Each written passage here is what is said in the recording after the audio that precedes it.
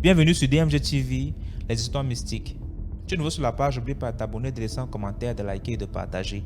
Tu veux nous envoyer ton histoire, il y a un numéro WhatsApp, envoie ton histoire par voice note, par note vocale. Et on va jouer sur la page ici en direct. Donc, aujourd'hui on écoute les histoires de WhatsApp, 10 histoires mystiques. On poste une vidéo tous les jours à 12h00 sur YouTube, DMG TV. On poste sur Facebook, DMG TV, TikTok, DMG TV. Mais sur YouTube, c'est à 12h00. Donc, je t'invite à t'abonner, à partager la vidéo, à liker et à me laisser un commentaire. Dis-moi d'où tu regardes la vidéo et comme ça, on connaît la portée de la page. Donc, je vais commencer de suite à écouter la première histoire. La première histoire, c'était pas à DMG TV que l'audio était destiné. C'était juste un truc partagé dans un groupe WhatsApp pour sensibiliser. Mais comme ici on fait dans le mystique, je vais vous faire écouter le truc. Bonjour ma grande, j'espère que vous allez bien. Nous sommes debout par la grâce de l'Éternel. Hier, j'ai voulu te faire ce voice, mais j'étais comme je suis sur les bulletins, je n'avais pas assez de temps et non seulement ça, je reçois une réunion aujourd'hui, mercredi. En fait, il se passe quelque chose de grave ici en Thuy. Je voulais te faire part pour essayer un peu de sensibiliser parce qu'on ne sait jamais.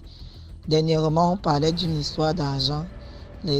L'argent que les gens déposent de part et d'autre, les enfants ramassent et meurent. Aujourd'hui, nous ne sommes plus au niveau de l'argent. Le diable multiplie les stratégies.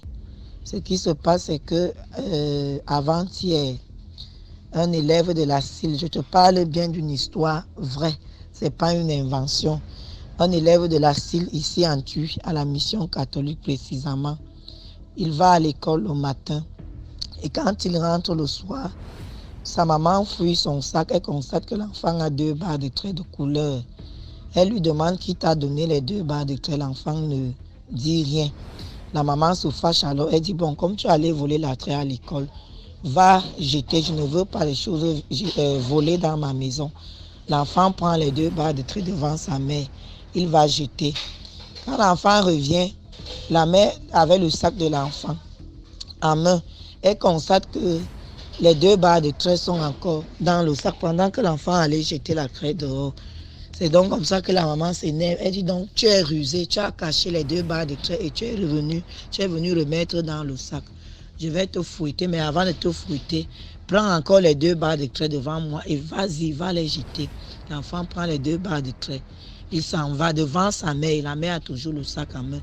L'enfant va jeter les 2 barres de trait. Et quand l'enfant revient vers sa maman, la maman constate que les 2 barres de trait se retrouvent toujours dans le même sac. Alors, elle prend le sac de l'enfant et dépose. Quelque temps après, la grande sœur de l'enfant rentre aussi du lycée.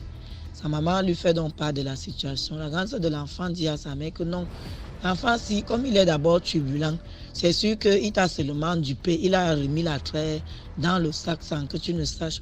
Toi, donne-moi les 2 barres de trait, moi je m'en vais jeter. La grande sœur de l'enfant prend donc les 2 barres de trait et s'en va jeter.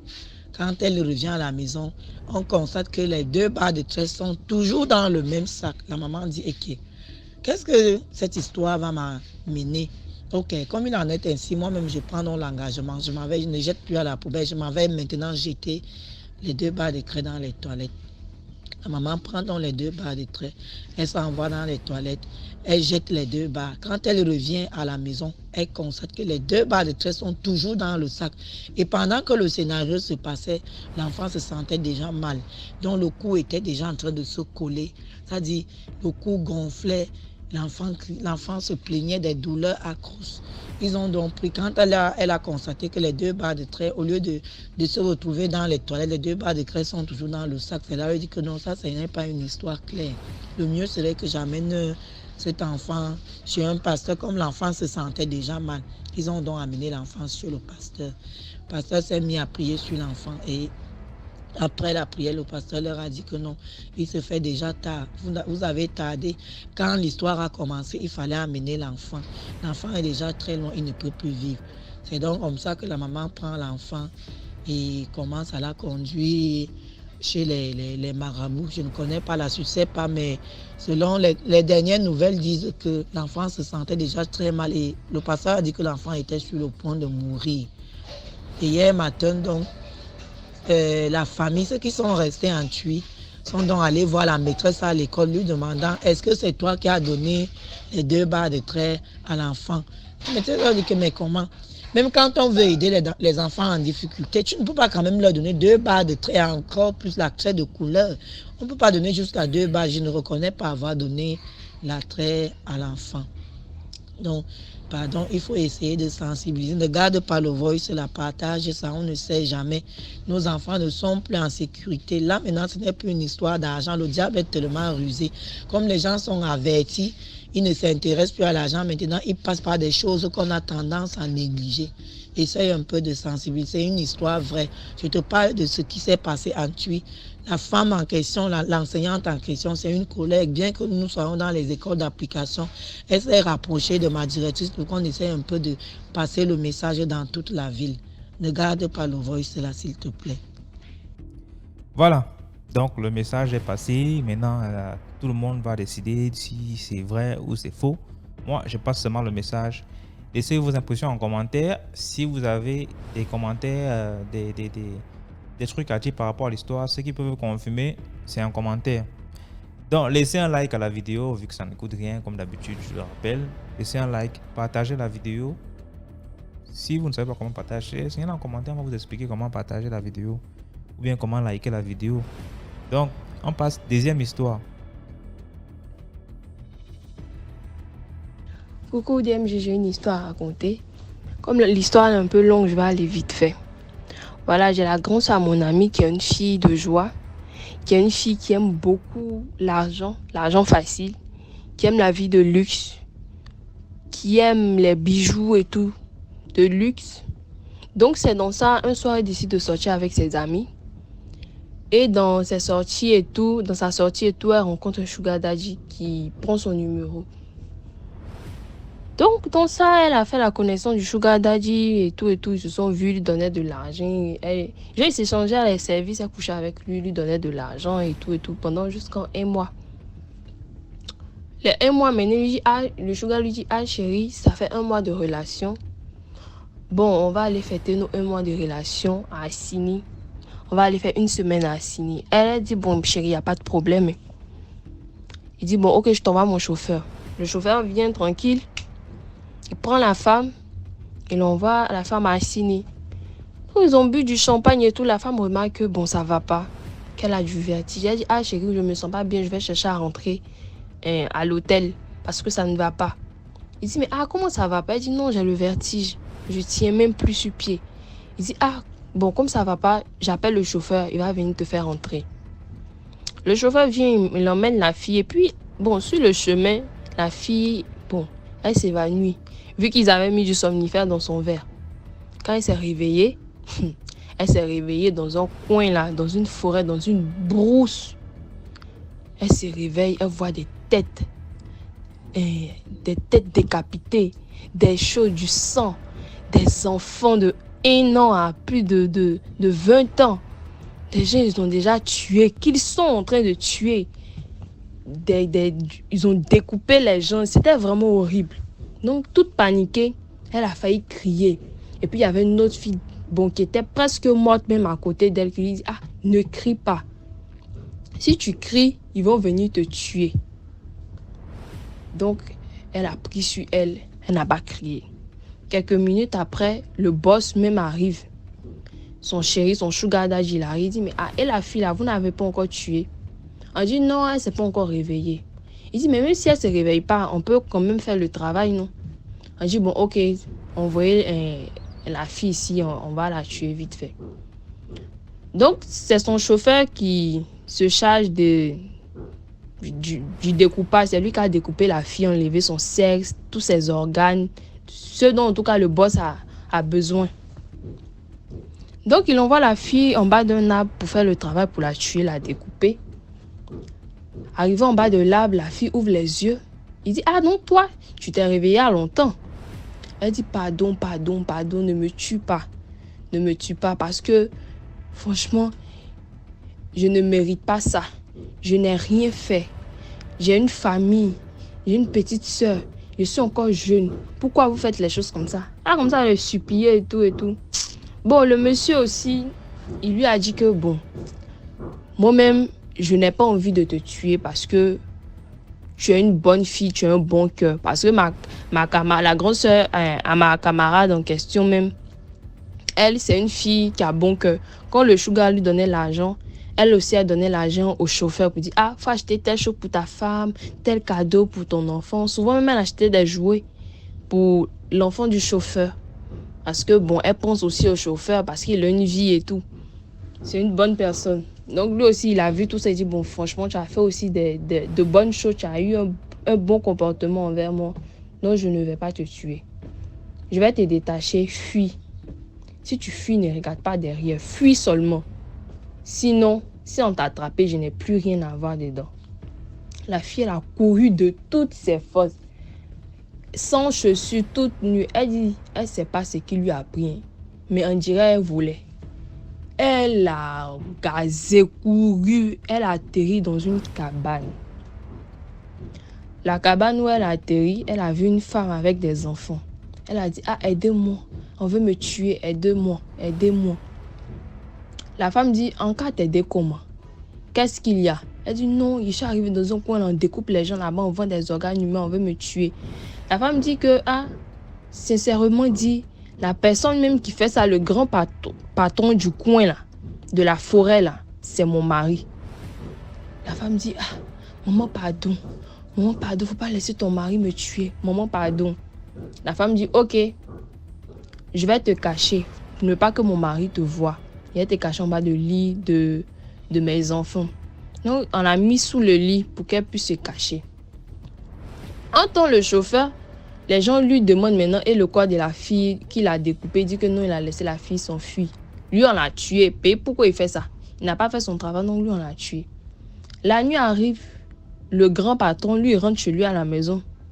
Il rentre, il voit sa femme, il voit ses enfants aussi. Il salue tout le monde. Sa femme lui prépare à manger, il discute et tout. Il est là d'aller dormir. Le monsieur, d'habitude, il ne rentre pas dans la chambre des enfants. Il dit, lui, il sent quelque chose. Il sent la présence de quelqu'un dans la maison.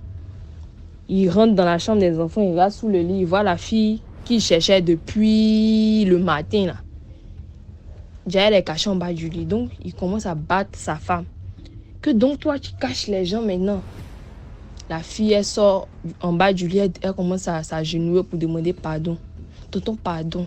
Tonton, pardon. Tonton, si tu me laisses partir là, je ne vais pas dire à quelqu'un ce qui s'est passé. Je ne vais pas dire où était. Je ne vais même pas parler.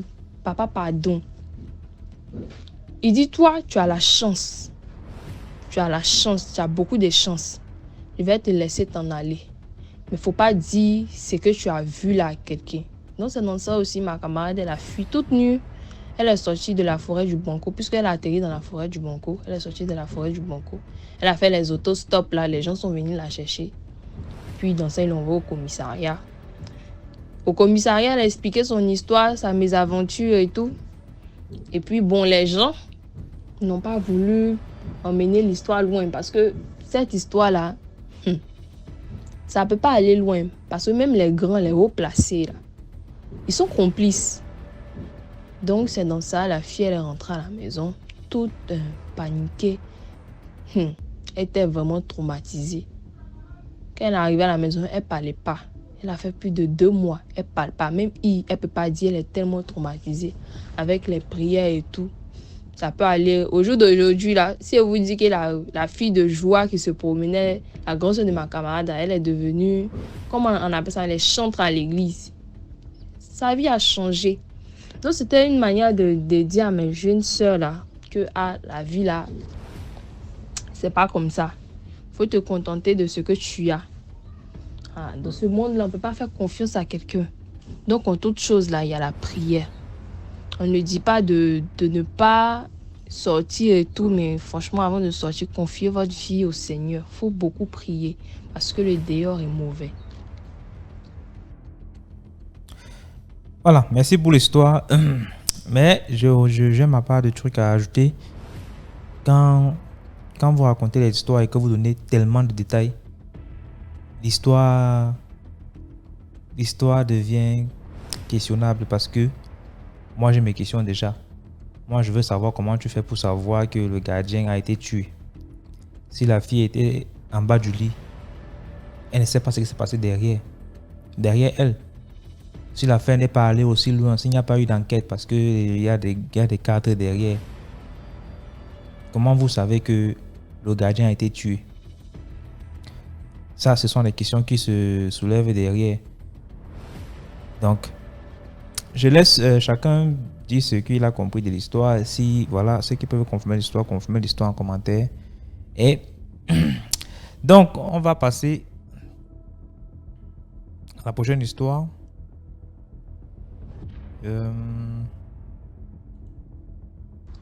Bonsoir DMG, j'espère que tu vas bien. Moi aussi je vais bien. C'est l'histoire de mon cousin. Sa mère, c'est la cousine à ma mère en fait. Alors, ma tante là, elle était mariée à un homme très riche. Très riche, il avait vraiment l'argent. Mais bizarrement, il ne conduisait pas, mais il avait plus de 5 voitures. Mais il ne conduisait jamais. Bon, nous on trouvait ça bizarre et puis après, bon, banalisé comme ça. À chaque fois que ma tante voyageait, parce qu'elle voyageait à Paris, bon, elle voyageait vraiment partout. Maintenant, elle faisait genre, à chaque fois qu'elle voyage, elle rentre, un enfant meurt. Elle avait 6 enfants. À chaque fois qu'elle rentre, un enfant meurt. À chaque fois qu'elle rentre, un enfant meurt. Si elle voyage, elle rentre, un enfant meurt. Bon, c'était un peu bizarre. Bon, nous, on disait peut-être c'est naturel comme ça. Alors, la dernière fois, elle a voyagé avec son enfant. Ils sont partis en France, ils sont rentrés. Quand ils sont rentrés comme ça, mon petit cousin, il était genre tout timide. Il ne parlait plus, il était tout timide. Sa mère lui demandait à chaque fois, mais qu'est-ce que tu as, qu'est-ce que tu as? Il disait, non, rien maman, rien maman. Alors une fois, c'était le matin avant d'aller à l'école, sa mère, il regardait sa mère. Il regardait sa mère et sa mère lui a dit, mais pourquoi tu me regardes comme ça? Il a dit, non maman, je t'aime beaucoup. Sa mère a dit, mais moi aussi je t'aime. Alors l'enfant est parti à l'école. Désolée, hein, parce que je stresse un peu. L'enfant est parti à l'école. À la récréation, il jouait avec ses amis. En jouant, il est tombé. Il s'est blessé. Dans une petite blessure, hein, au niveau du front. On l'a amené à l'hôpital pour qu'on puisse un peu l'injecter. Les médicaments, l'antitétanos, je crois. Alors, les médecins, on ne sait pas si c'est vrai. Bon, moi, ça m'a expliqué par ma mère. Le médecin a confondu des médicaments. Il a injecté un autre médicament. Et l'enfant est décédé. Quand l'enfant est décédé, on a appelé son père. Son père a dit, ah bon, il est mort. Bon, c'était les deuils. Il y avait ma mère. Parce que moi, je n'étais pas à Lubumbashi. Moi, j'étais dans une autre ville. Mais toujours au Congo. Alors, quand on a dit à son père, on l'a mis à la morgue. Et le jour de l'enterrement, bizarrement, le papa, tu vois, quand on veut enterrer quelqu'un, bon, quand on veut enlever le corps, il faut d'abord laver. Il a dit, ne le touchez pas, laissez-moi d'abord. On l'a laissé seul avec l'enfant dans le truc, dans la morgue là-bas. Il a fait plus de 2 heures. Tout le monde trouvait ça bizarre. Après, il est sorti, il a dit, maintenant, vous pouvez les laver. On voyait ça trop bizarre. Après, on a amené les corps à la maison. Il a commencé à faire des cérémonies devant le corps et tout. C'était un peu bizarre, c'était chelou. Bon. Après, on a enterré. Après ça, la maman, elle a fait un rêve. Il y avait encore la cadette. Elle a fait un rêve. Elle était, je crois, sur une... Bon, comme dans une forêt, comme sur une île, un truc comme ça. Mais il y avait une rivière. Et elle était à gauche. Et le papa était de l'autre côté, vers la droite. Alors, l'enfant était sur un bateau avec un sac. Le papa est en train d'appeler l'enfant. Il a appelé ma petite cousine, viens. La maman aussi dit, non, non, viens ici. Et l'enfant est parti vers la maman. C'était un rêve. Et le matin, elle se réveille comme ça. Bon, elle voit que son mari est en train de la bouder. Elle dit, mais pourquoi tu me boudes, chérie? Oh, déjà le mari lui dit, tu es trop bête, tu es trop bête. Elle a dit, je suis bête comment? Non, tu es une mauvaise femme, tu es trop bête, tu veux pas notre bonheur. Et bizarrement, la femme dit, mais comment ça? Non, tu es trop bête. Elle n'avait pas encore fait allusion au rêve qu'elle avait fait là. Et le papa a commencé à la bouder, à la bouder, à la bouder, à la bouder. Après, donc ça ne marchait plus, quoi. Et puis, bizarrement, dans leur maison, il y avait une pièce où elle n'avait pas droit à entrer, en fait. Elle n'entre pas dans cette chambre. Il disait toujours que dans cette chambre-là, tu ne peux pas entrer. Tu vois. Et puis après, c'est comme ça. Bon, elle s'est dit, bon, moi, je voyage. Elle a voyagé avec ses 3 enfants qui restaient. Elle est partie aux États-Unis. Et une fois, elle fait un rêve de son enfant qui est décédé, mon petit cousin. Son enfant lui dit, mais maman, tu es partie, tu m'as laissé, où je suis là, je suis fatiguée, je travaille chaque jour, maman. Moi, je suis fatiguée de travailler comme ça. Désolée. Et puis sa maman lui dit, et dans les rêves, elle s'est réveillée brusquement. Mais bon, moi je sais pas si j'ai bien raconté ou pas, mais c'était ça l'histoire. Parce que ces rêves, elle l'a fait récemment. Bon, moi je sais pas si j'ai bien raconté ou pas, mais j'ai stressé un peu. En tout cas, tu as bien raconté quand même. On a compris l'histoire, donc je pense que tu as bien raconté l'histoire. Et pour ma part, je pense que les enfants étaient vendus. Donc, dans les rêves, ils viennent seulement se plaindre. C'est comme ça, généralement, ça se passe. Les enfants qu'on vend, parfois, ils viennent dans les rêves, là, nous disent voilà, là-bas, ce n'est pas bon. Là-bas, je travaille beaucoup. Là-bas, si tu veux. Et parfois, ils viennent même récupérer d'autres personnes. C'est-à-dire qu'ils viennent là prendre les plus petits. Est-ce qu'on peut partir là-bas parce que je me sens seul et tout et tout. C'est généralement ce qu'ils disent. Donc, soyons prudents. Laissez des likes à la vidéo. Laissez des likes à la vidéo. Partagez la vidéo. Commentez. Alima, j'espère que tu es là. Momo, j'espère que tu es là. Je commence à voir les noms qui sont déjà très réguliers dans les vidéos. Donc, 4e histoire. Bonjour, JMG. Moi, j'appelle à partir des États-Unis. Ça fait maintenant 1 mois que je te suis sur YouTube. C'est les histoires mystiques. Et puis, j'ai pris mon numéro sur YouTube. J'ai au moins 4 histoires que je vais raconter. J'aime pas raconter l'histoire d'un ami ou d'une amie ou bien d'un voisin, tout ça là. Non. J'aime raconter ce que moi-même j'ai vécu.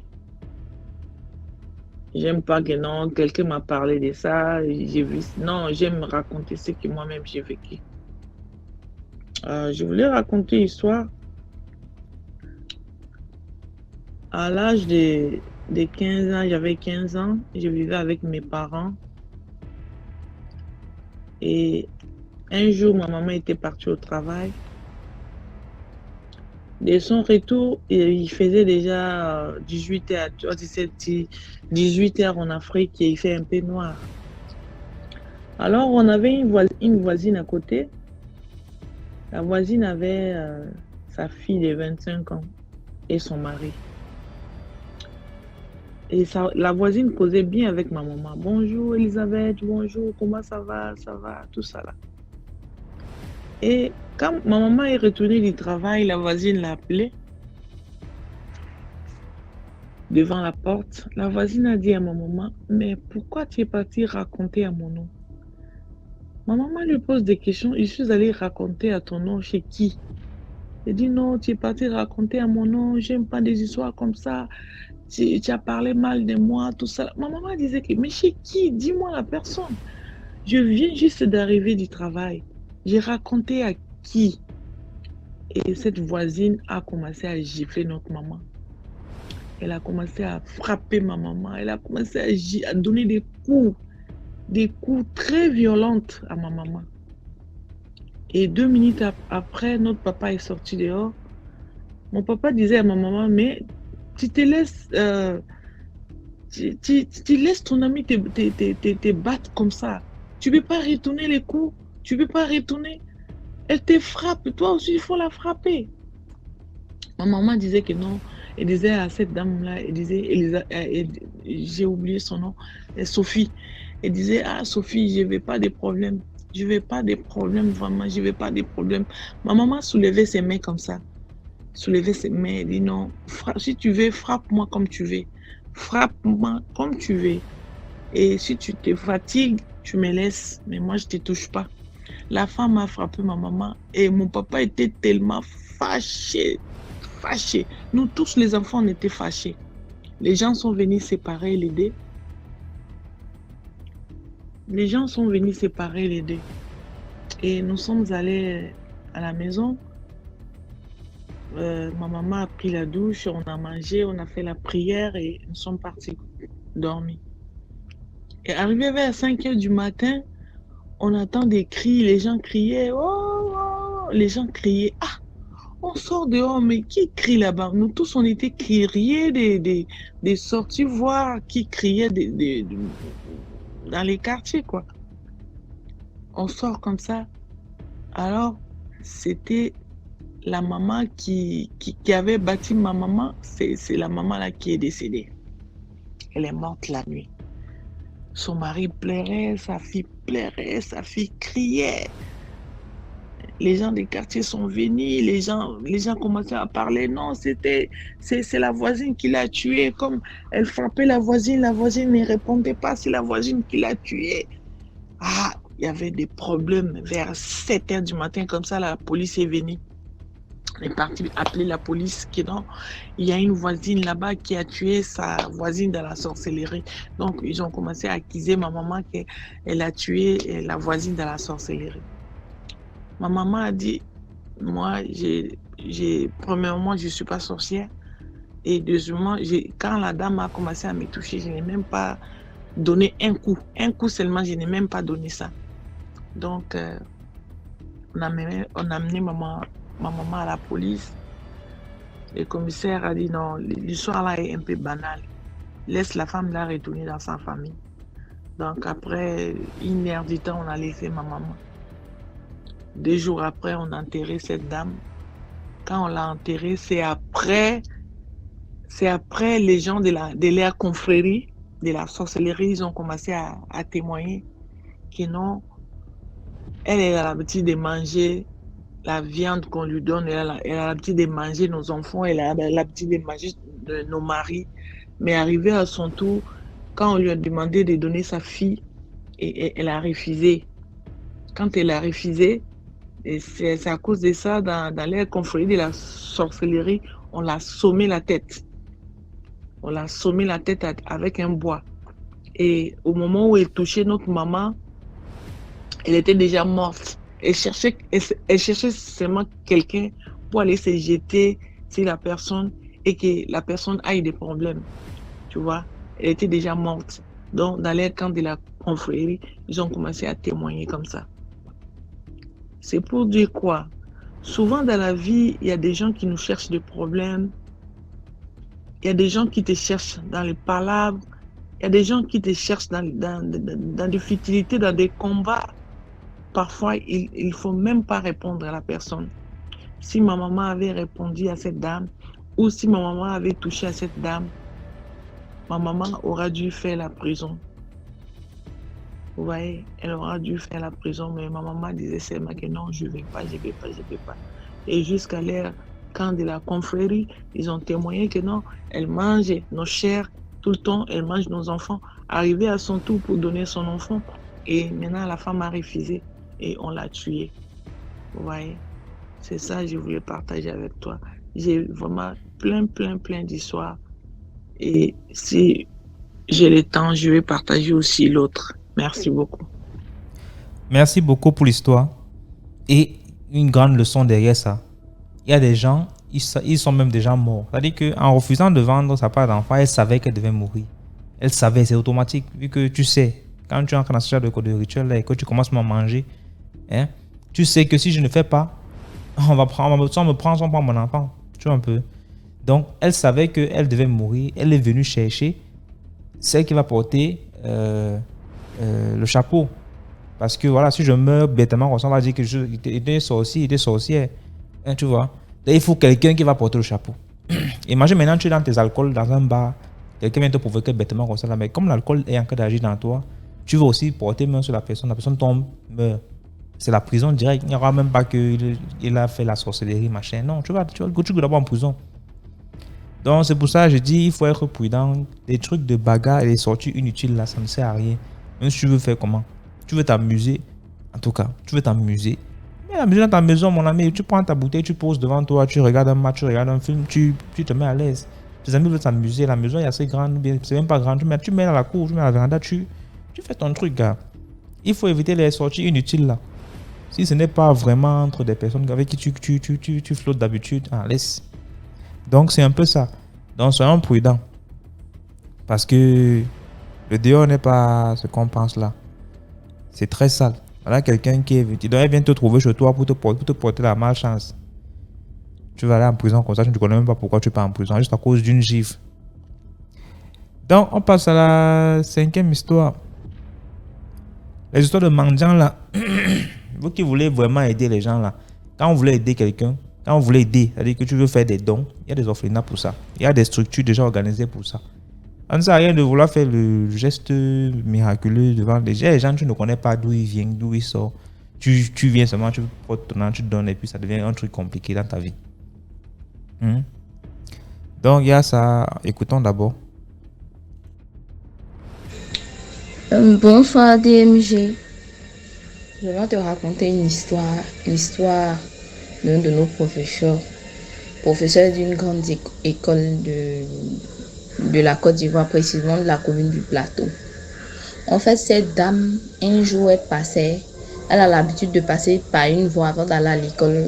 La voiture, elle prend le war, elle vient la déposer et puis elle marche un peu et elle trouve l'école. Et c'est comme ça, la dame, chaque fois, c'est son itinéraire. Elle voit un mendiant et le mendiant qu'elle voit, le mendiant, à chaque fois, il tend la main, il veut de l'argent, mais elle ne le calcule pas. Donc, une fois, elle a pris une pièce de 100 francs, elle lui a donné. Et le mendiant a pris. Elle était là 2 semaines après, la directrice de l'école, qui est une Française. La directrice lui dit que, madame, je ne dirai pas le nom, que vraiment vous êtes virée parce que j'ai regardé le rendement des élèves, c'est pas ça, vraiment, franchement. Je ne veux plus, après la réunion des directeurs, nous avons décidé de vous renvoyer, voici de l'argent, tout et tout. Elle essaie de parler, la dame lui a dit catégoriquement qu'elle ne veut plus d'aller là. Et le professeur est parti en question. Elle dit, ok, puisque c'était dans une école privée, une grande école privée, genre les universités privées. Et elle est partie. Pendant ce temps, elle avait son fiancé qui était en France, qui communiquait avec elle. Ils étaient dans les préparatifs du mariage. Elle essaie d'appeler le gars, ça passe plus. Le gars l'a complètement bloqué, elle ne comprend pas. Donc, elle va dans sa belle famille. Elle essaie de parler aux sœurs de son fiancé. Oh, personne ne veut l'entendre. Ils sont catégoriques, ils la chassent pratiquement, même on la jette pratiquement dehors. Donc, elle est revenue avec tous les problèmes, elle a commencé à tomber malade. Maladie en maladie, d'hôpital en hôpital, ça n'allait vraiment pas. Donc, sa maman lui a dit, elle-même, là, ses soeurs même l'ont abandonné, tout et tout.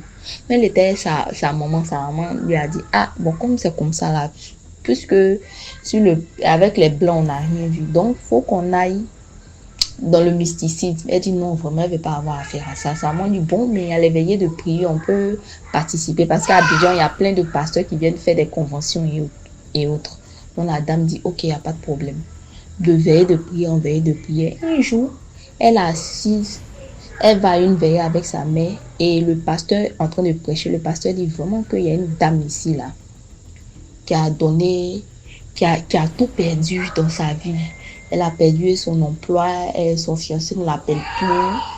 Et elle est tombée malade. Tout son argent, ses économies, tout est parti dans la maladie. Que la femme se lève parce que Jésus décide de la guérir aujourd'hui. La dame est peine, elle regarde autour d'elle, mais personne ne se lève. Donc elle se lève. Le pasteur a prié pour elle. Quand il a fini de prier, il lui a demandé devant l'assemblée, il lui a demandé, il dit, mais madame, tu n'as pas donné de l'argent à quelqu'un? Elle dit, elle ne voit pas. Il dit, cherche, tu as remis de l'argent à quelqu'un. C'est la personne qui t'a fait ça. Elle dit, elle a donné de l'argent aux gens, des gens. Il dit non, c'est pas quelqu'un de ta famille ou bien de tes proches. Tu as remis de l'argent à un mendiant. Elle cherche pendant au moins 10 à 15 minutes, même 30 même. Et elle dit, oui, je vois, j'ai remis de l'argent à un mendiant, mais il n'est pas loin de mon école, de l'école où j'étais, où j'enseignais. Le pasteur dit, bon, ce que Dieu m'a montré, Dieu m'a dit de partir, on va aller voir si le mendiant est là. Donc demain, tu viens me trouver, puis on va partir. Et le lendemain, il s'apprêtait avec sa mère, le pasteur et puis quelques fidèles de l'église. Ils sont allés. Les gars venaient vers le mendiant. Quand le mendiant a vu la dame, il voulait fuir. Donc les garçons, les fidèles là l'ont attrapé. Et le pasteur a commencé à prier au nom de Jésus, je t'ordonne de faire sortir l'argent. Le mendiant ne veut pas. Juste il transpire. Le pasteur a commencé à prier. Il dit bon, c'est bon, que le feu le brûle, il va faire sortir l'argent. Il ouvre son anus, il enlève son pantalon, il ouvre son anus, il se concentre, il récite des incantations et il fait sortir la pièce de 100 francs. Je précise qu'elle avait donné une pièce de 100 francs au mendiant. Il fait sortir la pièce de 100 francs qui est devenue autre chose noire. On ne reconnaissait même plus la pièce, mais c'était un trou courant, on savait que c'était une pièce. Et le pasteur a mis ça dans une lotus, il a prié, il est parti avec. Quand le pasteur est parti avec, il a prié sur le mendiant, il a prié pour la dame. Et le mendiant même, il était là, c'est son travail. Lui-même, il a commencé à confesser que quand les gens lui donnent de l'argent, souvent tu vois, ça ne va pas dans ta vie. Mais quand tu demandes de l'argent à quelqu'un, quelqu'un ne veut plus te donner parce qu'il prend tes chansons, on peut te chasser dans ton emploi. En tout cas, ce que tu veux, c'est ce qu'il veut, il fait de ça. Si tu lui donnes ton argent, il peut faire, tu vas perdre ton emploi, ou bien il va te donner une maladie, c'est comme ça. Lui, c'est un sorcier, c'est un sataniste, il est là pour ça. Et c'est pas un réel mendiant. Donc la dame est partie. Elle est partie. Ils ont commencé à prier. Elle est guérie. Elle est là, un mois plus tard, la directrice de l'école l'appelle. Ah, Madame X, vraiment, franchement, on s'est trompé. Hein. Depuis, on vous cherchait, mais on n'arrivait pas à vous joindre. Pardonnez, venez prendre votre poste. On s'est trompé, que vraiment je m'excuse. Si vous voulez bien nous excuser, venez prendre votre poste. Elle va commencer à travailler. Elle reprend le travail. Son fiancé l'appelle pour lui, mais chérie, qu'est-ce que tu m'as fait comme ça? Je n'avais plus de tes nouvelles. J'essayais de t'avoir, mais rien. Pardon, je veux qu'on se marie. Je viens la semaine qui vient. Le gars est venu. Son fiancé est venu. On fait le mariage. Elle a demandé la permission. Elle est partie en lune de miel en Europe. Et c'est comme ça sa vie a changé. Parce qu'elle a rencontré Jésus, mais sa vie avait basculé à cause du mendiant, mais maintenant ça va. Donc franchement, je dis à tous mes frères et sœurs, pardonnez. Je ne dis pas de ne pas aider les mendiants, je ne dis pas ça. Mais avant de donner l'argent à quelqu'un, priez dessus au moins. Là, comme ça, si la personne là même essaie de vous faire du mal, la personne va rencontrer celui que vous avez prié là. Si c'est Jésus, vous avez prié, si c'est Allah, la personne va rencontrer. Pour moi, c'était ma petite histoire. Abonnez-vous, partagez, likez. Partagez, merci, au revoir. Merci pour l'histoire. Mais s'il vous plaît, quand vous envoyez vos histoires, assurez-vous que ce soit dans un endroit calme. Parce que voilà, l'histoire est vraiment intéressante, mais la télé, les enfants derrière, c'est pas évident. Cherchez un endroit calme, vous racontez votre histoire. Il n'y a pas le feu, le numéro est là. Prenez le temps pour envoyer des histoires avec un bon audio. C'est très important parce que ce n'est que ça qu'on écoute là. Si l'audio déjà n'est pas de bonne qualité, ça devient tellement difficile à écouter. Mais j'ai quand même permis qu'on joue parce que l'histoire était vraiment intéressante. Laissez des likes s'il vous plaît, likez la vidéo. Et comme je disais au début, ce n'est pas tout le monde qu'on aide. Si tu veux faire vraiment des bonnes actions, là, il faut chercher le bon milieu pour faire ces choses-là. Il y a des structures déjà établies pour ça. Donc c'est... On n'aide pas tout le monde dans la rue. Tu vois quelqu'un là, tu aides seulement. Non. Le Dieu a déjà montré que ça ne sert à rien d'être trop gentil. Il ne peut pas être plus gentil que Dieu. Donc, faut pas... On passe à la 6e histoire. Moi, mon histoire, c'est lié plutôt à un ami. Voilà, avec qui j'ai fréquenté dans une école au niveau d'Abidjan, précisément à Bobo. Voilà, et le mec en question, c'est lui qui, je sais pas, bon, c'est lui qui a forcé l'amitié au fait. parce que moi j'étais dans mon coin, tout et tout, nous sommes devenus amis, après tout allait bien. Au bout de 3-4 ans d'amitié, le mec, il passait tout son temps à me parler des histoires de fétichisme, de maraboutage et autres. Voilà. Donc un jour, il vient, il me dit, ah Joe, tu peux m'accompagner s'il te plaît. Je dis, mais on va où? Il m'a dit, non, tu m'accompagnes. Ça, c'était matin. Je lui ai dit, ok, je suis open, dès que tu es là, tu es prêt, on s'en va. Il m'a dit, non, non, non, je veux que ça soit la nuit. Je dis, voilà, c'est la nuit qui est bon. Je dis, ok, il n'y a pas de problème. Quand tu es libre, de toutes les façons, toi et moi, on ne fait rien. Nous sommes là, nous sommes libres. Voilà, donc ce jour-là, un jeudi soir, il est venu, il m'a appris et nous sommes allés.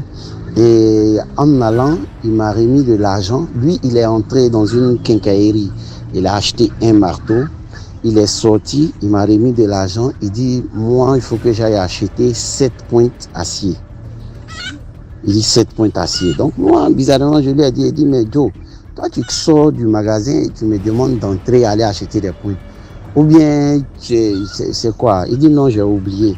Donc, je suis allé, il a fait semblant comme s'il était au téléphone. J'ai acheté les pointes, je suis venu, je lui ai remis. Et après, on a un peu avancé. On est arrivé, il y a un carrefour à Bobo qu'on appelle carrefour Samanké.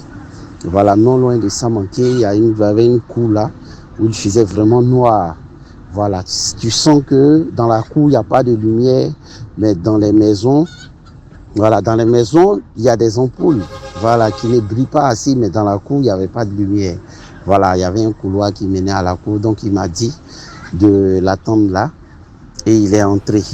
Voilà, il a pris les pointes et tout, il est entré. Après, il est sorti, il m'a dit, il vient tout à l'heure. Donc moi, je lui ai demandé, mais Joe, qu'est-ce qui se passe? Il dit, non, non, non, c'est un truc. J'ai un truc de patienter et qu'il vient.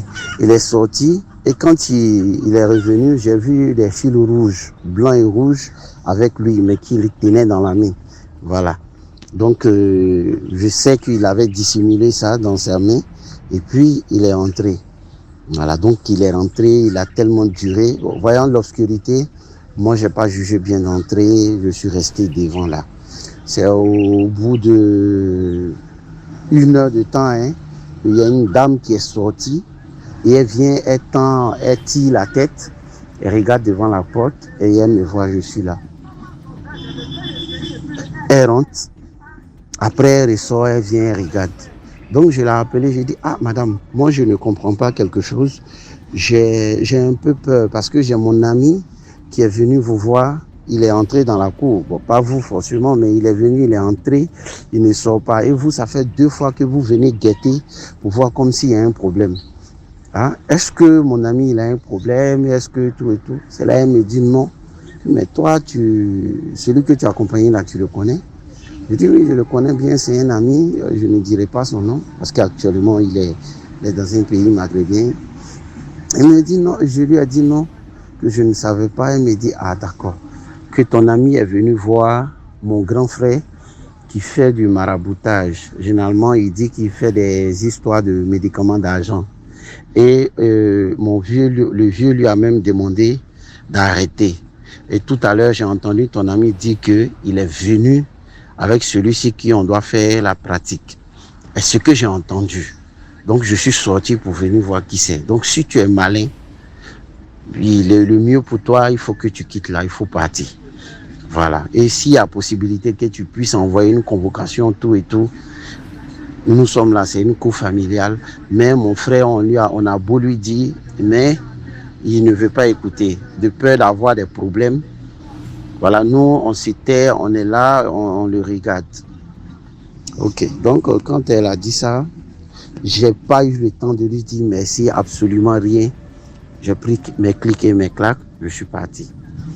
Voilà, quand je suis parti, environ 30 minutes. Donc, vous voyez qu'on a fait à peu près 3 heures de temps, puisque nous sommes allés vers les 18h, 19h. Donc, vous voyez, 20h, 21h, vous voyez un peu le temps.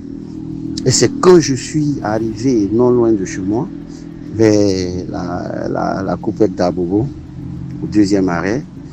Et c'est là que maintenant mon gars il m'appelle. Allô bro, c'est comment? Je dis tranquille, ça va, et chez toi? Il dit ah mais je suis sorti, je t'ai pas vu, tout.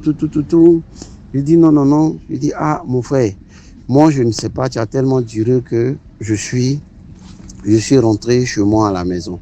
Il m'a dit ah d'accord, donc je viens te voir, je suis allé voir un monsieur, il a fait un talisman. Voilà, comme on est des amis là, c'est une histoire d'argent et puis mais il faut pointer, c'est quelque chose qu'on va utiliser dans la douche. Voilà, quand on va faire ça dans la douche, toi tu vas tenir le talisman et le chapelet. Moi quand l'argent va venir, je vais la basmala pour que l'argent puisse rester. Automatiquement, je lui ai dit non, quand on va se voir, on va en parler. Effectivement, il est venu, quelques jours après, il est venu avec le truc. Il est rentré à la maison. Dès qu'il m'a dit, moi, je lui ai foutu mon poing dans la gueule, hein, direct. Je l'ai boxé. En ce temps, j'étais sous couvert. Voilà, je suis sous couvert. Lui, il vivait chez lui parce que c'est son papa, ça va. Donc, j'étais sous couvert. Je lui ai mis un poing dans la gueule et puis mes frères nous ont séparés, tout et tout. Après ça, on a fait plus de 2 ans, 3 ans. Voilà, il venait quand même, il insistait sur l'amitié, mais moi, depuis ça, j'ai pris mes distances et c'est là. Donc, c'est pour dire que on doit de se méfier, que chacun prenne ses précautions, bonne continuation. Et puis, merci beaucoup pour ce que vous faites pour nous. Merci beaucoup. Merci pour l'histoire. Comme je disais, s'il vous plaît, évitez les endroits bruyants pour raconter vos histoires. Voici une bonne histoire comme ça, mais toujours dans les bruits. On va même faire comment? Yeah. Donc, je vais essayer au montage de réduire du mieux que je peux.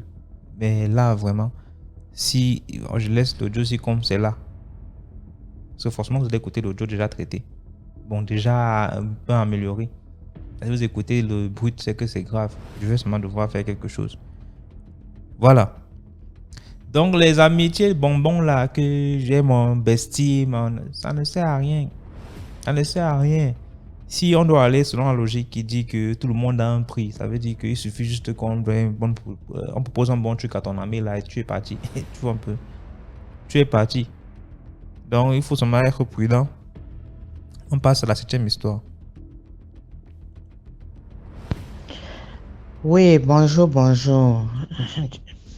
Je viens raconter une histoire et je la prends vraiment pas comme une histoire parce que c'est un fait vécu réel par moi-même.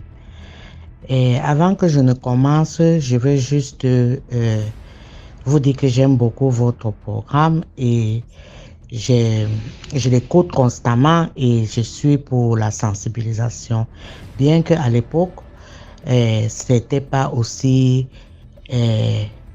grave que maintenant. Maintenant, tout est ouvert. C'est où on peut comprendre beaucoup de choses. J'ai été sauvée maintes fois par la grâce divine parce que je ne dirais pas que c'est pas ma propre force, non.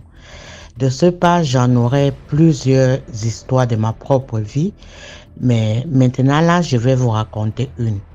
Cela se passe parce qu'actuellement, je suis pas au pays. Là, j'étais dans les 20-22 ans. Alors, j'étais dans une famille un peu diminuée.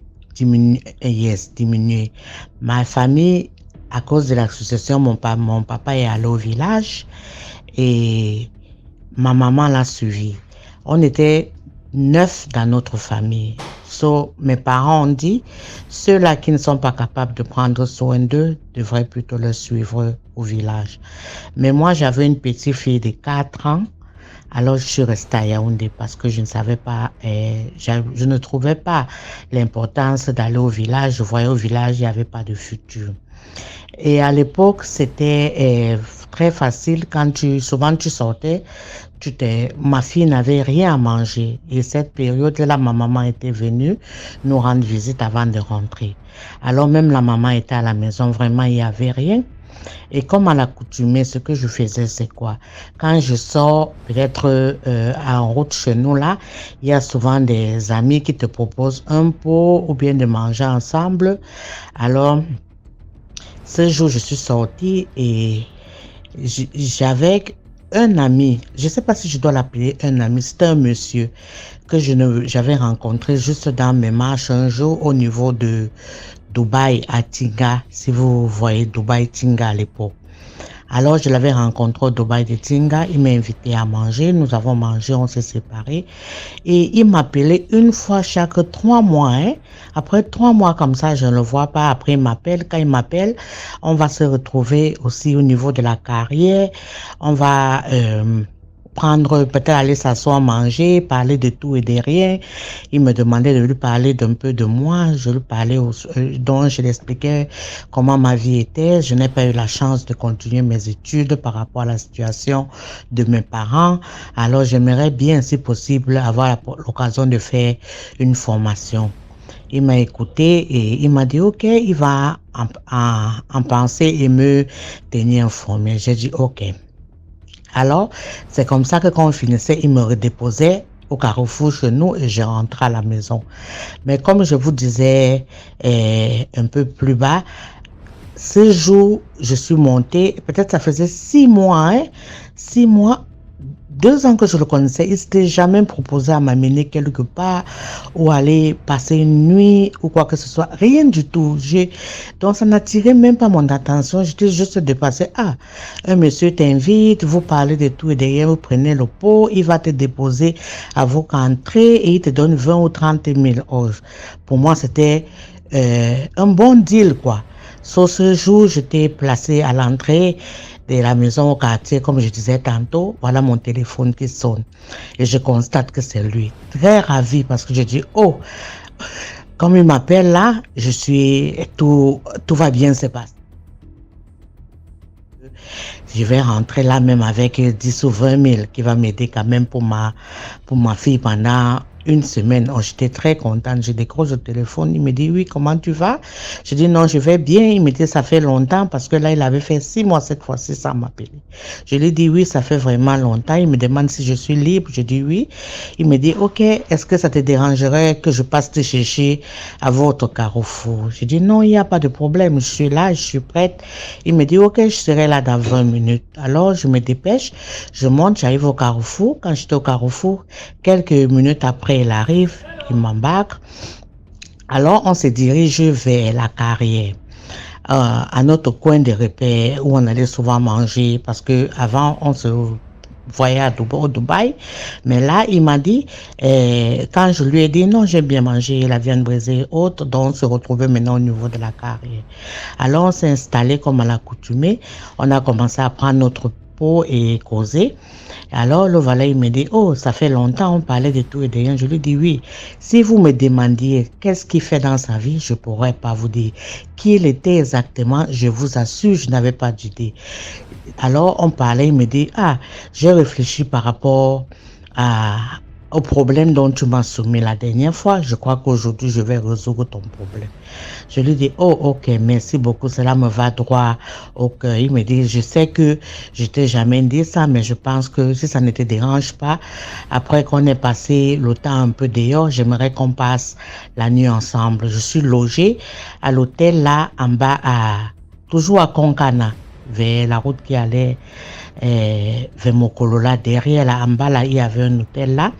Il me dit, je suis logé là-bas. So, je pense que si on finit, on peut passer la nuit là-bas. Je lui dis sans problème. Dans ma tête, c'était OK pour moi parce que je savais que ça fait de cela pratiquement 3 ans, je le connais. Il m'a jamais invité à passer la nuit ou quoi que ce soit. Je me suis dit, ah, si je passe la nuit, une nuit avec lui, ça ne dérange en rien. J'aurai ce que je veux et je me suis dit que je le connaissais un peu plus mieux. Alors, on a fini de passer la soirée vers 23h. Nous allons se diriger dans son hôtel. Et gars, la voiture, on salue à la réception, on monte. Le réceptionniste m'a regardé d'une façon que je ne pouvais même pas expliquer. Mais je me suis empassée. Pour dire vrai, ça m'a pas beaucoup intéressé. Alors je suis montée avec lui, nous sommes allés dans sa suite. Quand nous sommes allés dans sa chambre, je vous assure, il allait dans la chambre, dans la douche. Quand il est ressorti, il a déposé la mallette. Il me dit, je t'ai dit qu'aujourd'hui, je te donnerai ce que tu veux. Parce que ça fait longtemps, je te connais, tu m'as soumis un problème, alors je suis prêt à t'aider. Je vous assure, il ouvre une mallette plein d'argent. L'argent était plein. Il me dit, ok, on va passer la nuit ensemble. Le matin, tu te lèves, tu prends le montant dont tu auras besoin. Quand tu ouvres, tu prends n'importe combien tu veux qui va t'aider pour ta scolarité. Je lui dis, ok, merci beaucoup. On s'assoit. On n'a même pas pris un pot. Du coup, je me suis assise. Il était assis dans le lit. Il me dit, viens me rejoindre. Je vais le rejoindre. Alors, on se couche dans le lit. Il commence à me toucher. Quand il commence à me toucher, quelques secondes plus tard, il éteint la lumière. Il me touche, il me touche. J'ai une sensation très bizarre que je ne peux pas expliquer. Je saute du lit. Alors, quand je saute, je me lève. Il allume la lumière. Il me dit, mais qu'est-ce qui ne va pas? Je lui dis, mais comment tu me demandes qu'est-ce qui ne va pas? Pourquoi tu éteins la lumière? Et puis moi, je ne suis pas habituée du noir. Et quand tu éteins la lumière, ça me dérange vraiment. Il me dit, il se lève, il va à la fenêtre, il ouvre un peu la fenêtre, il tire les rideaux. Vous connaissez, Yaoundé n'est vraiment pas éclairé. Alors quand il tire les rideaux, vous pouvez voir seulement la lueur, un peu d'yeux entrer dans la chambre. Il me dit, ok, comme tu veux pas le noir, voilà la lumière alors. Il revient s'asseoir à côté de moi, il commence à me retoucher. Je vous assure, je me sens tellement mal que je dis non, il y a quelque chose ici qui ne cadre pas. Alors je me lève encore subitement du lit et il se lève très enragé, très en colère. Il allume encore, il me dit, mais ça c'est quelle sensation ça? Ça c'est quelle habitude ça? Il a commencé à me menacer. J'ai regardé dans ses yeux, je l'ai regardé, j'ai dit non. Écoute, Sylvie, comment tu as fait pour te retrouver dans un endroit pareil? Alors, j'ai compris que si je veux faire la force, je ne sortirai pas de là. Alors, j'avais toute une seule option, raisonner et réfléchir, voir comment sortir de là sans pour autant me créer des problèmes. Alors, il me dit, mais qu'est-ce qu'après, il réalise il s'est laissé emporter. Il me demande, quel est le problème? Je lui dis, tu vois, je m'excuse vraiment, mais ma tête n'y est pas. Ma tête n'y est pas parce que, je suis sortie de la maison depuis quand tu m'as appelé, là j'étais déjà dehors et tu m'as pris, je n'ai pas laissé à manger ni pour ma fille et j'ai ma mère qui est arrivée là. Alors comme tu me dis on va passer la nuit et maintenant je les ai laissés comme ça, ils savent que je vais amener à manger et vraiment je n'ai pas la paix du cœur parce que je les ai laissés juste comme ça.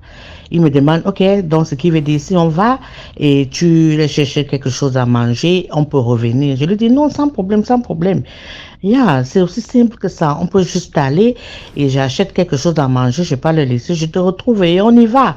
Il me dit, ok, il n'y a pas de souci. Mon but, c'était seulement de sortir de cette chambre, je vous assure. J'ai senti à moi qu'il y avait quelque chose de pas correct. Alors, je me suis levée. Nous sommes sortis, le gardien nous a encore regardé, aussi curieux que ça. On a démarré la voiture, alors on s'est arrêté à notre carrefour, c'était le carrefour et toi, Mickey.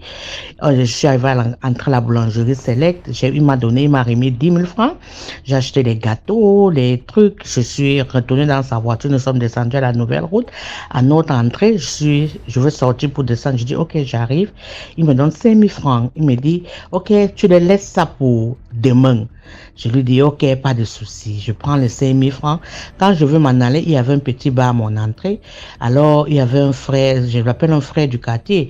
Il me dit, oh, c'est comment? Je lui dis, non, ça va, ça va. Il me dit, ah, tu es avec mon beau? Je lui dis, oui, le monsieur aussi sort, le monsieur le salue. Alors, il dit, ah, c'est toi le mobo, tu vois comment les gens du quartier me grattaient. Du coup, le monsieur s'assoit avec eux. Je dis, oui, tu peux t'asseoir avec eux. Et il dit, donne-moi une bière, prends aussi une. Il dit au garçon que, oui, je vais attendre la dame ici, elle va faire un tour, elle revient. Ok. Mais quand moi je partais, j'ai fait signe au monsieur, au garçon du quartier, que moi je ne revenais pas et que si jamais le monsieur demandait ma maison, il ne devait en aucun cas le montrer où j'habitais. Et c'est comme ça que je suis retournée. Je vous assure, je sais que le lendemain matin, le monsieur a toqué chez nous. Il me dit, mais qu'est-ce qui s'est passé? Je lui dis quoi? Il dit, le monsieur que j'ai laissé dans son bar était tellement enragé, comme si son monde allait s'écrouler. So, il a attendu, demandé, fait problème. Il avait les yeux froids. Il est quitté de son bar vers 1h quelque chose.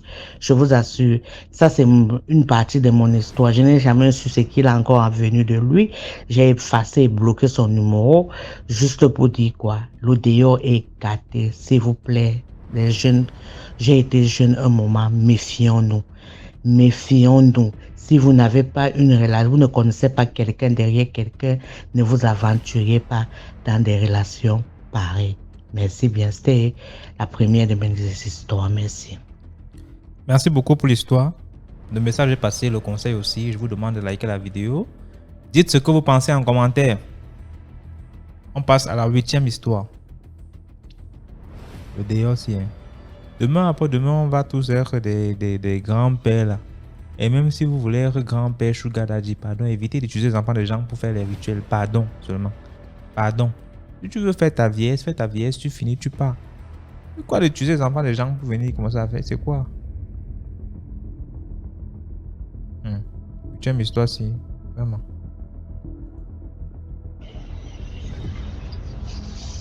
Bonjour DMG. Oui, j'aimerais raconter mon histoire aujourd'hui, une petite histoire que j'ai vécue. C'est une amie à moi qui a vécu cette histoire. Bref, elle rencontre un monsieur un jour qui est un grand docteur. Le monsieur lui dit, oh, j'étais en Europe et tout, et je suis revenu au pays, donc j'ai besoin d'une fille qui est sérieuse, donc j'ai besoin d'une relation sérieuse et durable. Donc, j'ai besoin d'une compagne. Là, il dit à ma copine, bon, si tu es sérieuse, on pourra s'installer ensemble, on pourra se mettre ensemble. Ma copine dit, ok, il n'y a pas de problème. C'est comme ça que la relation commence. Oh, bon, ils aménagent ensemble, ils prennent un appartement, ils commencent à vivre ensemble. Il met ma copine à l'aise, il offre les choses et tout bien. La vie était déjà haut de gamme. C'est comme ça que 6 mois après, ma copine, elle tombe enceinte. Quand elle tombe enceinte, le monsieur lui dit, bon, comme ça, comme mon enfant va naître, il ne faut pas que mon enfant soit négligé, donc je veux que ta grossesse soit suivie dans un grand hôpital et tout. Donc, il prend l'argent et donne. Non, il faut aller dans tel hôpital, c'est un hôpital de référence et tout. On suit bien la grossesse. Du début jusqu'à la fin. Les échographies, tout. Ma copine, elle suit tout. Il prend une forte somme d'argent, il donne à ma copine. Et non, il faut faire un bon trousseau à l'enfant et tout. Chose que ma copine a fait. Et le jour de l'accouchement, quand ma copine, elle accouche, quelques heures après, l'enfant meurt. Elle appelle le monsieur, dit, bon, chérie, écoute, j'ai accouché là, mais l'enfant est mort. Il dit, comment ça? C'est sûr qu'on a négligé, on t'a négligé lors de l'accouchement. Comment ça, l'enfant est mort? Hein? Comment ça? Il se fâche, il commence à blâmer. Il vient là à l'hôpital, il blâme les médecins et tout. Ils se mettent à pleurer ensemble. Après, il est le premier, il dit à sa femme que bon, il dit à ma copine que bon, ça va, comme cette fois-ci, ça arrivait comme ça, la prochaine fois, on va plus suivre l'enfant que cette fois-ci. Donc, calme-toi, ça va aller et tout. Et pour calmer ma copine, il offre une grosse voiture à ma copine, il lui donne des fortes sommes d'argent, bon, pour la calmer, que mets-toi à l'aise, offre-toi ce que tu veux et tout, ça va aller. C'est pas la première fois, on est là pour une longue durée, donc sûrement la prochaine fois, tu vas tomber enceinte. C'est comme ça que ma copine, quelque temps après, elle tombe encore enceinte. C'est le même scénario. Les échographies, la grossesse est bien suivie, tout. Mais chose surprenante, toujours à l'accouchement, l'enfant meurt. C'est toujours le même scénario. Quand elle appelle son homme, donc il s'arrangeait toujours à ce que quand elle va accoucher, qu'il ne soit pas là. Il dit, bon, vas-y, va accoucher. Voilà l'argent et tout. Tu es avec ta copine. Moi, je suis occupée, j'ai quelque chose, j'ai une intervention urgente à faire. Je ne peux pas être là. Et comme d'habitude, après l'accouchement, l'enfant meurt. On l'appelle, c'est le même scénario. L'enfant n'est pas là, il est mort. Et de là, c'est le même scénario. Il vient, Après les pleurs, il offre toujours des gros cadeaux à ma copine et tout et tout. Bon, on ne suspectait pas, ça s'est passé comme ça 2-3 fois. 1, 2, 3 fois. Alors la 4e fois, elle tombe enceinte. Pendant qu'elle était à ce premier mois ou 2e mois, un jour, on avait une amie, on est en train de causer, une autre amie avec une autre amie qu'on a en commun, on est en train de causer et là, notre copine là, elle dit, bon, mais écoute, Inès, depuis tu tombes enceinte et puis les enfants meurent, il faut essayer de regarder aussi peut-être le côté mystique, peut-être ça peut faire que c'est une affaire mystique. Il faut faire le... Je connais un béninois, je vais t'amener chez le béninois là, tu vas un peu regarder, on ne sait jamais. C'est comme ça qu'on quitte tous ensemble, tous les 3, on se rend chez le béninois, il est là. Quand on arrive chez le béninois, il est là à Yaoundé. Le béninois fait la voyance et lui dit, mais attends, c'est ton mari qui tue les enfants. Ma copine Inès, elle est étonnée. Mais comment ça c'est lui qui tue les enfants? Pourtant, il est tellement affecté quand l'enfant meurt et tout, de la situation, il est tellement affecté. Comment ça, c'est lui qui tue les enfants? Il lui dit, je te dis, c'est ton mari qui passe autant à tuer tes enfants. Il est dans une secte et c'est lui qui livre tous les enfants là-bas. Ah bon? Je dis, ok, écoute, je vais te suivre. Durant toute la grossesse, je vais te suivre. Mais ne dis pas à ton mari, arrive à la maison, tu te comportes normalement comme d'hab. Ne lui dis rien, je vais te suivre. C'est comme ça que ma copine rentre chez elle, nous aussi. Alors, elle commence le traitement chez le béninois. Le béninois dit, fais ci, fais ça, fais ci, fais ça, et fais. Tout ce que le béninois a demandé. Et quand le moment de l'accouchement arrive, son mari s'arrange toujours comme d'habitude. Non, on va accoucher, je suis occupée, tout. C'est comme ça que, au moment de l'accouchement, maintenant, elle accouche. Mais cette fois-ci, l'enfant ne meurt pas.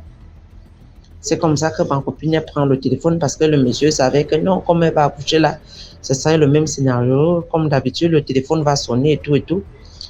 Mais là, quand son téléphone sonne, ma copine l'annonce que l'enfant, Dieu nous a fait grâce cette fois-ci, chérie. L'enfant n'est pas mort. Il dit, ah bon? L'enfant n'est pas mort? Il dit oui. Elle répond oui. Elle dit, ah bon, tu es dans quel hôpital? Il dit, ok, j'arrive. Elle raccroche le téléphone. On reste là, on attend 30 minutes, 1 heure, 2 heures de temps, rien. Quand elle relance l'appel, le numéro ne passe plus. Elle dit, oh, qu'est-ce qui se passe? Et comme cette fois-là, elle a accouché à la CMPS.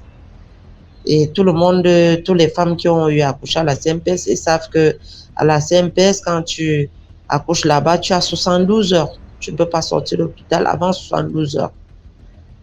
Et là, après les 72 heures, quand on sort, on nous libère. On arrive à la maison. On trouve que le monsieur a déménagé. Il a porté ses bagages, il a déménagé, il a fait ses affaires, ses valises. Il est parti.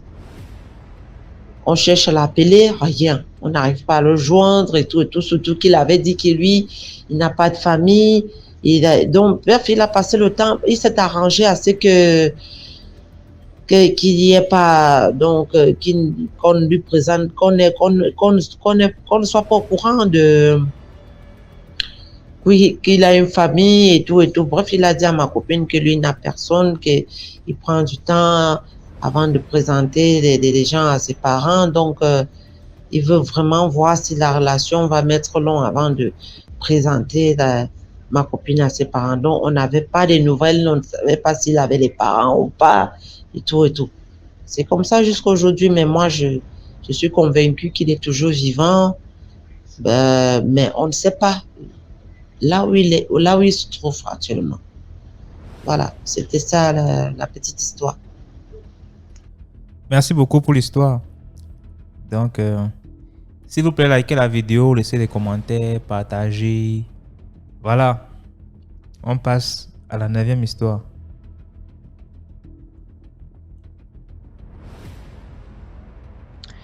Bonsoir DMG.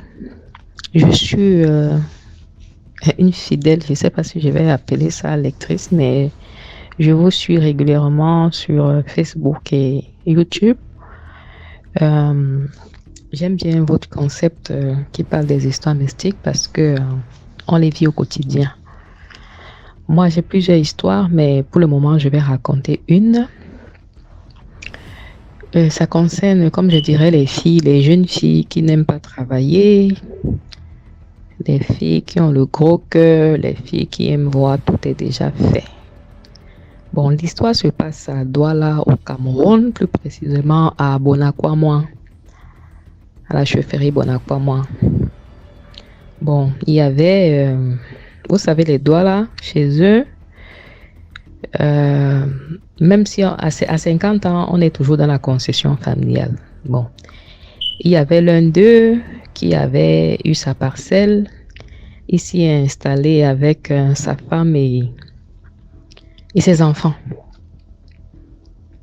Ils avaient leur fille. Bon, je vais masquer son nom. Je vais l'appeler Karine. Et Karine est une très belle petite fille, mais très naïve. Et sa maman, alors, c'est une femme, mon Dieu. Vous savez, certaines mamans, elles sont prêtes à envoyer les enfants partout pour leur ramener de l'argent. Donc, quand la fille a commencé à sortir avec les garçons, elle n'avait même pas 20 ans. Elle a commencé ses affaires 18 ans. Elle se donnait déjà de gauche à droite. On lui donnait un peu d'argent. Elle venait donner pour sa mère. La maman était contente. Quand le père parlait, on l'insultait. Puisque le papa ne travaillait plus.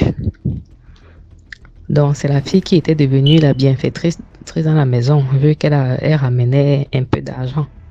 Mais qu'est-ce qu'elle faisait? Elle ne travaillait pas. Elle allait juste coucher avec les hommes de gauche à droite. Un jour, la fille a donc fait la connaissance d'un monsieur nigérien. Vous voyez les gros commerçants nigériens qui sont là-bas au marché central, à quoi, partout là. Donc, elle sortait avec le gars, tout se passait bien, il lui donnait beaucoup d'argent. Un jour donc, la maman de la fille lui dit: ah, Karine, il faut dire à ton gars là, il va nous construire la maison. Même les autres voisins lui disaient: mais madame, est-ce que tu ne vois pas que le monsieur avec qui ta fille là, il est trop grand pour elle et il y a des choses que tu ne peux pas demander. Elle ne peut pas rentrer avec des choses comme ça tous les jours, tu acceptes. Elle disait: vous êtes jalouse parce que ma fille a trouvé son bon gars, vous êtes jalouse. Voilà, alors que un jour, le gars lui dit: Karine, tu sais que je t'aime beaucoup. Elle dit: oui, je sais que tu m'aimes. Il lui dit: ok, tu veux aussi avoir l'argent comme moi, je vais te rendre riche. Elle dit: oui, je veux, même si c'est n'importe quoi là, je vais faire. Il lui dit: ok, chaque fois que tu vas saigner là, tu vas garder tes serviettes hygiéniques pour moi. Donc, au lieu de jeter là, tu mets ça juste dans un sac, tu me donnes. Donc, voilà ça que chaque fois qu'elle saignait, elle prenait ses serviettes et elle donnait au monsieur. Et puis un temps, elle a commencé à... Après peut-être 3-4 mois, elle a commencé à maigrir seulement. Elle était malade. Pendant tout ça, elle n'avait rien dit à sa mère. Elle n'avait rien dit à personne. À propos des serviettes, elle a commencé à être malade et tout. Le gars ne passait même pas, il envoyait seulement l'argent. Elle a fait le tour des hôpitaux de Douala, rien. On ne voyait pas qu'est-ce qu'elle avait. C'est maintenant là, quand c'était déjà fort, elle-même voyait déjà la mort venir. Qu'elle a dit à sa mère: maman, écoute, le monsieur là, le Nigérien là, il avait demandé que je lui donne mes serviettes hygiéniques chaque fois que je vais saigner. C'est là où on a commencé à chercher le gars, on l'a cherché. Oh, le gars était déjà porté disparu, il était déjà allé vendre l'âme de la fille. C'est comme ça qu'elle est morte. Donc la morale, c'est quoi? Toutes les filles qui ont les longs yeux là, ce sont d'attendre tous des hommes, même si c'est les oranges là, même si c'est le maïs grillé là, essayons de faire ça, on peut vendre pour s'en sortir. N'attendons pas toujours que ce soit un homme qui vienne changer la vie. Apprenons à être débrouillardes. On ne peut pas dire qu'on est des femmes c'est indépendantes et influentes et tout, mais on est toujours là en train d'attendre que l'homme vienne donner. Voilà, c'est la jeune fille, elle a perdu sa vie comme ça à la fleur de l'âge. Elle n'avait même pas 20 ans. Au trop même là, elle avait 20 ans. Merci et bonne soirée à tous. Merci beaucoup pour l'histoire. Je tiens à préciser que, mais je tiens à vous rappeler que ici, on n'est pas là pour stigmatiser les gens. Tu ne peux pas monter et dire que les doigts là restent 50 ans dans la maison familiale. Ce n'est pas tout le monde qui fait ça. C'est pas tous les doigts là qui le font. Donc, essayez d'être un peu plus précis.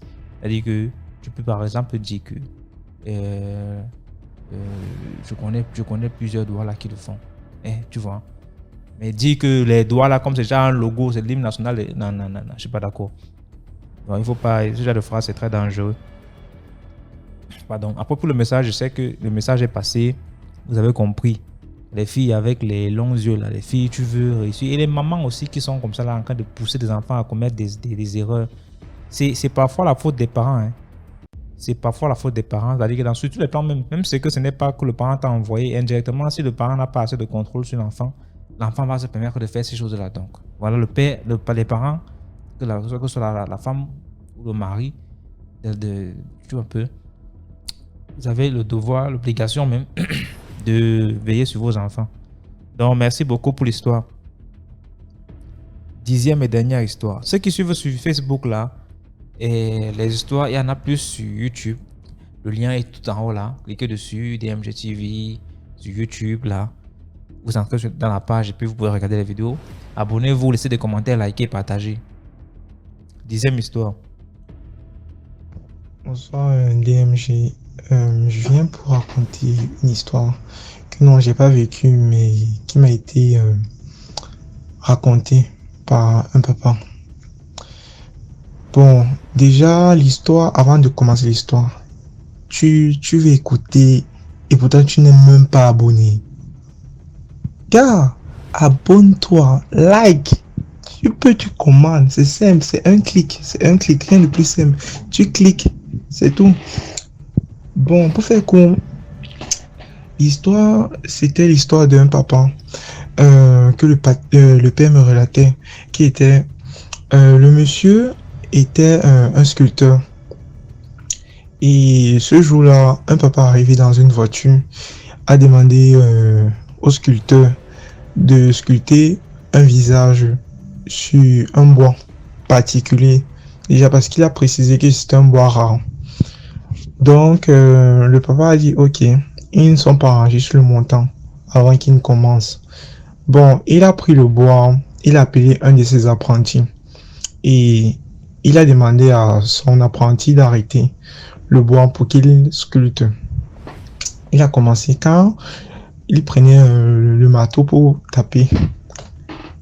Le bois fuyait en fait. Donc, tu vois, tu veux taper, le bois glisse. Tu tapes, le bois glisse. Il décide donc d'appeler un deuxième. Il renvoie l'autre. Il se dit non, il n'arrête pas bien. Le deuxième, pareil. Il appelle le troisième. Troisième, pareil. Il appelle le quatrième. Oh, le quatrième maintenant arrête bien. Bon, il se rend compte qu'il arrive à sculpter. Bon, il arrive à sculpter quand même le visage sur le bois. Bon, maintenant, quand il finit de sculpter le visage sur le bois, le monsieur qui est venu avec l'image, la photo et le bois, regarde bien et dit, ah ok, merci, ouais, tu as fait du bon boulot. Il apprécie le travail du sculpteur. Il appelle donc le sculpteur, il vient derrière, il amène le sculpteur derrière sa voiture, donc au niveau de la malle arrière, il soulève sa malle et il y avait une valise à l'intérieur. Il ouvre sa valise, il y avait de l'argent, et il y avait de l'argent. Bon, il dit au monsieur, pour ton travail, je te paye combien? Le sculpteur répond au papa que non, paye-moi ce que tu trouves qui vaut mon travail. Il retire 10 millions. 10 millions, il remet au sculpteur. Le sculpteur prend bien l'argent. Bon, c'est vrai qu'il était un peu quand même choqué par rapport au montant. Et le papa lui fait comprendre que il a marché dans plusieurs endroits pour essayer de faire ce travail, mais il n'a jamais réussi. Bon, il dit donc au papa merci, tout ça. Et le papa s'en va avec la photo et le bois qui a été sculpté. Bon, lui, de son côté, il reste aussi avec l'argent. Bon, c'est vrai qu'il a pris un peu l'histoire un peu bizarre. Donc, il décide donc de se rendre dans une paroisse de la place. Il voit le pasteur, le prêtre, parce que c'était une paroisse catholique. Il voit le prêtre, il explique ce qui s'est passé au prêtre. Bon, le prêtre dit ok, tu vas apporter l'argent, on va garder dans la grotte et on va essayer de prier dessus. Et comme ça, demain, tu vas venir récupérer l'argent. Bon, c'est ce qu'il a fait, il a apporté les 10 millions et c'est passé comme le prêtre avait convenu avec lui. Bon, le lendemain, avant de quitter, il a remis 1 million au prêtre et il a dit au prêtre que bon, c'est pour l'église. Le prêtre a dit que non, ça c'est pour moi. Donc, c'est comme ça qu'il s'est séparé avec le prêtre. Et le prêtre lui a fait comprendre que les 3 enfants qui ont arrêté le bois au départ, et il n'a pas pu sculpter. C'était des enfants un peu compliqués. Et que lui et celui qui a réussi à arrêter le bois, qu'ils ont réussi à sculpter, c'est parce que eux ils étaient innocents. Donc, ils ne connaissaient rien. Bon, c'est comme ça qu'il quitte de l'église et il s'en va. Il donne 1 million à sa maman, il achète une voiture, un peu des trucs comme ça. Parce que le papa qui me raconte l'histoire, c'est son apprenti à lui. Donc, le monsieur qui a sculpté le bois était l'apprenti du papa qui m'a raconté l'histoire. Donc, il a raconté l'histoire au papa. Le papa a dit, ah, bah, c'est ta chance, mais faut faire gaffe. Il a expliqué au papa que non, il est comme ça, il est allé voir le pasteur, tout. Ok. Bon, mais c'est pas, il reste 2 semaines après. 1 semaine après, on dit que il a eu une crise cardiaque. On dit qu'il a une crise cardiaque. Bon, pour ceux-là qui n'ont pas su l'histoire qu'il y avait derrière la sculpture, ils ne pourront pas vraiment savoir d'où vient la crise cardiaque. C'est là alors que le papa là, lui, il fait part de cette histoire et en fouillant bien, on constate que effectivement, la mort ne venait pas de nulle part, ça venait derrière ça. Donc moi, c'est là où moi je me suis arrêté quand le papa expliquait. Donc ça a été un plaisir. Déjà, sans toutefois, je suis encore 5 minutes, sans toutefois prendre trop de temps. Déjà, je voulais dire que merci déjà énormément pour ce que tu fais. Parce que pour beaucoup de personnes, peut-être beaucoup de personnes ne vont pas comprendre, mais c'est un travail énorme de mon point de vue, parce que tu ouvres une porte qui était généralement fermée à beaucoup de personnes, qui est pas forcément d'être impliqué dans ce genre de truc, mais au moins c'est de pouvoir s'édifier, de pouvoir éviter certains trucs. Moi, je dis moi par exemple, parce que il y a pas mal de trucs. Parce que moi, je te suis depuis le début. C'est vrai que je regardais bien tes lives sur TikTok, mais après, je m'en sortais pas avec la connexion. Donc, moi, je regardais juste sur YouTube. Donc, depuis le début, ce que j'ai eu à écouter, les histoires que j'ai eu à écouter m'ont pas mal édifié sur pas mal de trucs. Et au jour d'aujourd'hui, bon, c'est vrai qu'en marchant, on n'évite pas toujours tout, mais je sais comment poser mes pieds ou par rapport à certaines circonstances. Donc déjà pour ça, je te dis un grand bravo. Et il y a un truc que je voulais ajouter. Pense à créer ou bien à impliquer le côté anglophone dans ton histoire, parce que c'est vrai que tu tires des histoires sur des personnes qui sont beaucoup plus francophones, mais je me dis aussi que le côté anglophone ont aussi leur part à dire, ils ont aussi leurs histoires à dire. Donc, essaye de voir comment tu peux, je sais pas, créer une autre chaîne ou bien ajouter un autre truc qui peut attirer ce côté-là de ta chaîne. Parce que là, actuellement, ta communauté, c'est vrai, c'est beaucoup plus francophone. Même s'il y a des bilingues à l'intérieur, mais c'est beaucoup plus francophone. Bon, je te dis un big up et à plus. Merci beaucoup pour l'histoire et pour le conseil aussi. Merci.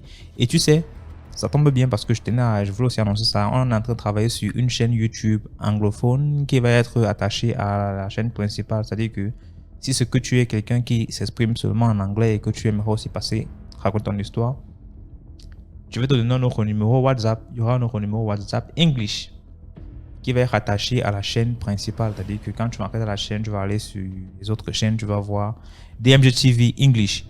Et là, on va écouter les histoires des Nigériens, là, des Américains, voilà. Arrêtez l'histoire un peu. Merci beaucoup pour tout ce que vous faites pour la page, les partages, les likes, les commentaires. Merci pour la force. Donc, abonnez-vous, continuez de vous abonner. Si tu n'as pas encore liké la vidéo, like la vidéo. Oui, je sais, je parle vite et c'est comme ça. On n'a pas le choix. C'est Dieu qui donne. Donc, merci à vous. Merci pour tout ce que vous faites. On se prend demain 12h pour une nouvelle vidéo de WhatsApp.